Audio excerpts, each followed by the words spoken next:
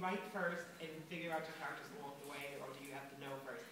I know nothing when I start writing, absolutely nothing.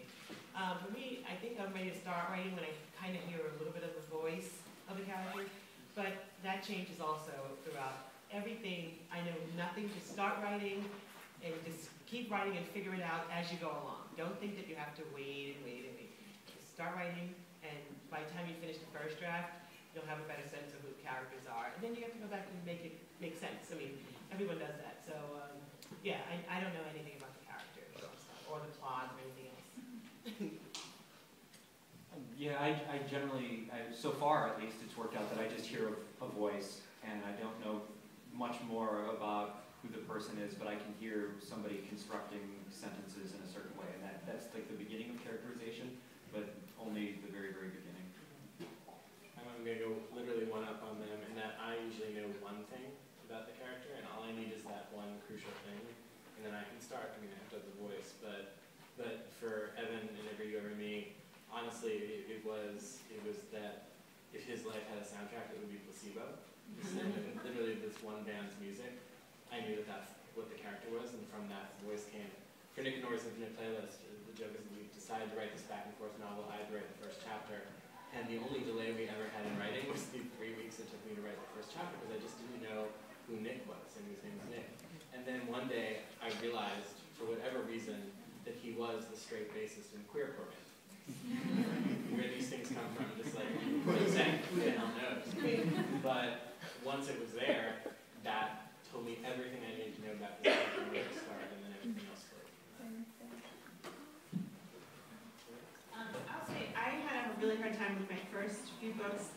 I came from a magazine background, so I was used to interviewing people to figure out who they were, and my characters, I didn't feel like I could interview them. I just had to make them up in my head, and I didn't know how to do that. So I actually ended up writing out a ton of interview questions as if I were going to call them on the phone and interview them, and then I, weirdly channeled them in my head and had them answer the questions.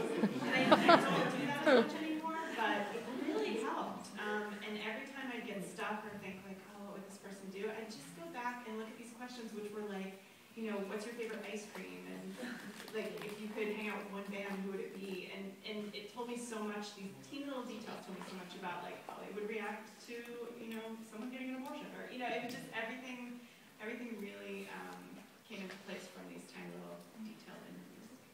Yeah, and just to add just a little bit on that, I think sometimes I know, with my main character, I know a little bit of it's usually a male, so his personality, and especially with where things come back, it's first person narrative, well, half of the story is, but he very much is, similarities to me, but I sort of, as I started writing, had to realize that I was writing from the perspective of a 17-year-old, but it was a 17-year-old who had a mindset that was much more similar to the one that I had while I was writing it, and not 17, so I kind of just tried while writing it, his voice, to pretend that I was now 17, knowing some of the things that I know now.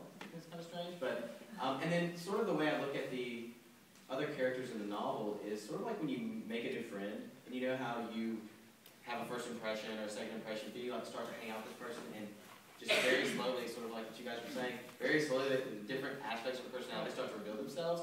I think it happens like that with characters too. It's sort of like different situations reveal different aspects of these characters' personalities, and how they react to things can be extremely revealing, I think, if it's done right. It can be extremely revealing, and I think it can make for great storytelling to show sometimes the progression of a character's personality, and then, a sudden shift or something can be surprising to the reader, one, but it's also sometimes very surprising to the person writing.